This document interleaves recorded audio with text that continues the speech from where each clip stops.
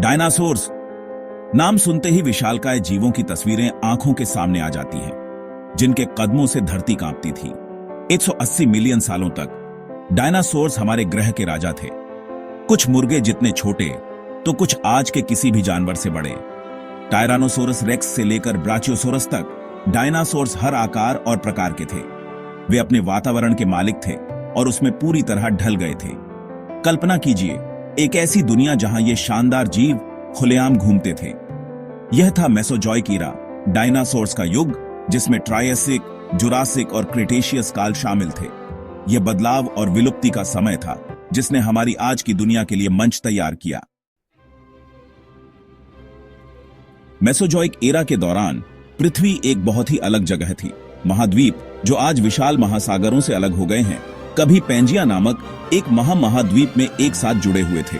जलवायु आज की तुलना में आमतौर पर बहुत अधिक गर्म थी और हरे भरे जंगल ज्यादातर भूमि को ढंके हुए थे। डायनासोर्स की गाथा के पहले अध्याय ट्रायसिक काल में पहले डायनासोर्स का उदय हुआ। ये शुरुआती डायनासोर्स अपेक्षाकृत छोटे और फुर्तीले थे, लेकिन वे तेजी से विकसित और विविध हुए और पूरे ग्रह में फैल गए।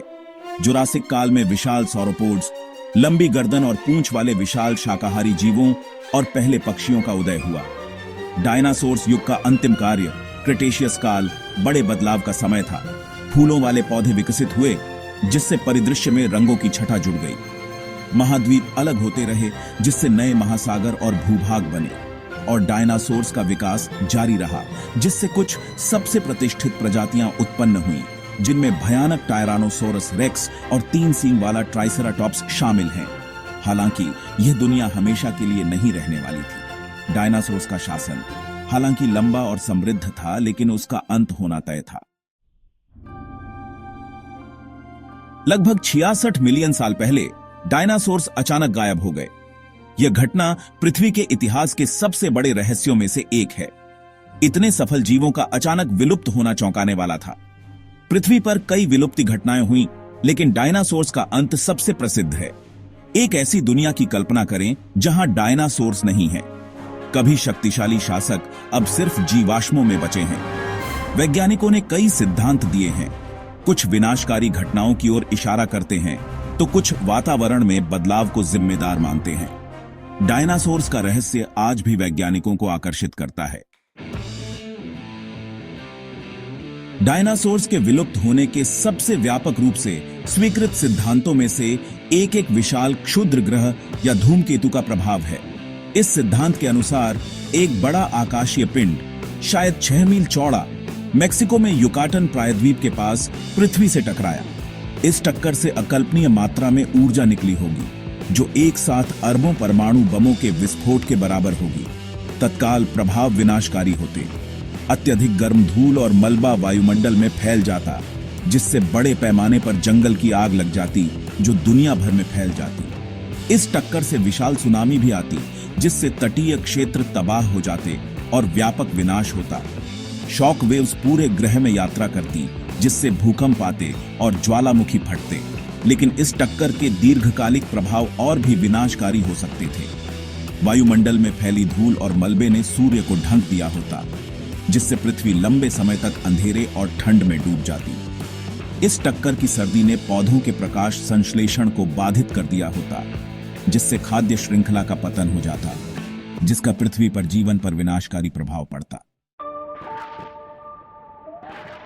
एक अन्य प्रमुख सिद्धांत बताता है कि तीव्र ज्वालामुखी गतिविधि की अवधि ने डायनासोर्स के विलुप्त होने में महत्वपूर्ण भूमिका निभाई। यह सिद्धांत भारत में डेक्कन ट्रैप्स की ओर इशारा करता है, जो वास्तव में एक विशाल ज्वालामुखी प्रांत है, जो डायनासोर्स के विलुप्त होने के समय ही हुए विशाल ज्वालामुखी विस्फोटों की एक श्रृंखला से बना था। इन विस्फोटों ने भारी मात्रा में लावा, राख और गैसें वायुमंडल में छोड़ी होंगी, जिससे पृथ्वी की जलवायु में भारी बदलाव आया होगा। कार्बन डाइऑक्साइड, सल्फर डाइऑक्साइड और जल वाष्प सहित ज्वालामुखी गैसों का वातावरण पर गहरा प्रभाव पड़ा होगा।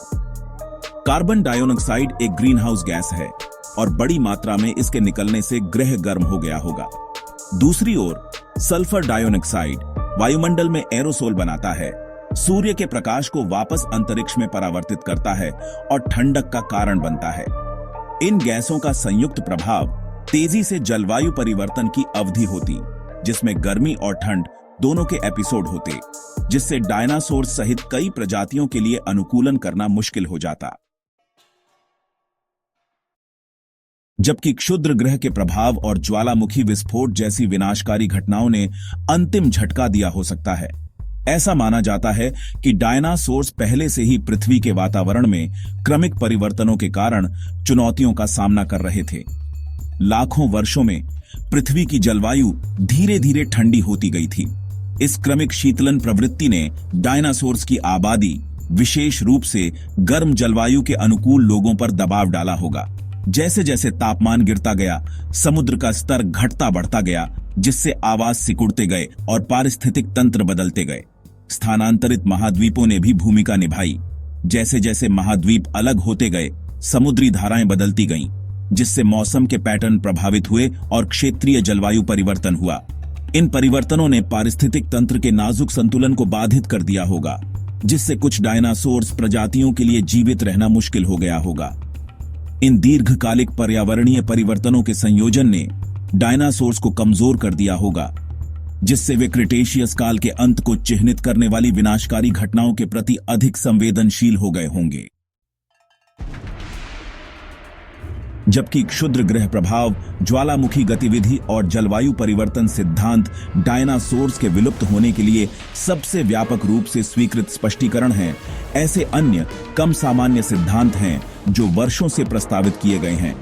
ऐसा ही एक सिद्धांत बताता है कि एक सुपरनोवा, एक तारे का शक्तिशाली विस्फोट पृथ्वी को घातक विकिरण से नहला सकता था, जिससे डायनासोर्स का सफाया हो गया। एक अन्य सिद्धांत का प्रस्ताव है कि बीमारी शायद कीड़ों द्वारा फैलाई गई डायनासोर्स की आबादी में फैल सकती है, जिससे उनका विलुप्त हो सकता है। कुछ वैज्ञानिकों ने यह भी सुझाव दिया है कि स्तनधारियों ने डायनासोर्स को पछाड़ दिया, जो लेट क्रिटेशियस काल के दौरान तेजी से विकसित हो रहे थे। जबकि ये वैकल्पिक सिद्धांत पेचीदा हैं, उनके पास मजबूत वैज्ञानिक प्रमाणों का अभाव है जो क्षुद्र ग्रह प्रभाव, ज्वालामुखी गतिविधि और जलवायु परिवर्तन सिद्धांतों का समर्थन करते हैं। डायनासोर्स का विलुप्त होना एक विनाशकारी घटना होते हुए भी स्तनधारियों के उदय का मार्ग प्रशस्त करता है।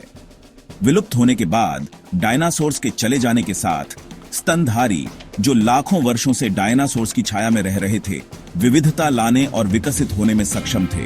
अंततः उन पारिस्थितिक स्थानों पर कब्जा कर लिया जो डायनासोर्स ने खाली छोड़ दिए थे।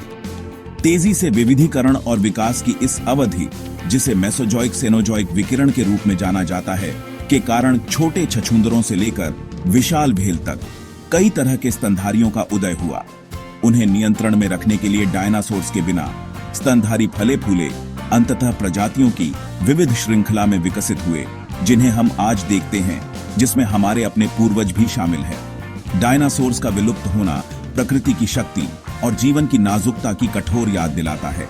यह हमें सिखाता है कि सबसे प्रभावी प्रजातियां भी भूवैज्ञानिक क्षण में मिट सकती हैं। डायनासोर्स का विलुप्त होना वैज्ञानिकों और जनता को समान रूप से आकर्षित करता रहता है। यह एक ऐसा रहस्य है जिसने पीढ़ियों से हमारी कल्पनाओं को मोहित किया है, अनगिनत किताबों, फिल्मों और वृत्तचित्रों को प्रेरित किया है। लेकिन दशकों के शोध के बावजूद विलुप्त होने का सही कारण बहस और चल रही वैज्ञानिक जांच का विषय बना हुआ है। क्या यह क्षुद्र ग्रह का प्रभाव था, ज्वालामुखी विस्फोट, दोनों का संयोजन, या शायद पूरी तरह से कोई अन्य कारक? उत्तर की खोज जारी है। प्रत्येक नई खोज पहेली में एक और टुकड़ा जोड़ती है। डायनासोर्स का विलुप्त होना पृथ्वी पर जीवन की परस्पर जुड़ाव और हमारे ग्रह के इतिहास को समझने के महत्व की याद दिलाता है। पिछली विलुप्ति घटनाओं का अध्ययन करके हम आज हमारे ग्रह के सामने आने वाली चुनौतियों और हमारे कार्यों के संभावित परिणामों के बारे में बहुमूल्य अंतर्दृष्टि प्राप्त कर सकते हैं। डायनासोर्स की कहानी विजय और त्रासदी, अनुकूलन और विलुप्त होने की कहानी है। यह एक ऐसी कहानी है जो अभी भी लिखी जा रही है, एक कहानी जो हमें प्रकृति की शक्ति और उसके भीतर हमारे स्थान के महत्व की याद दिलाती है।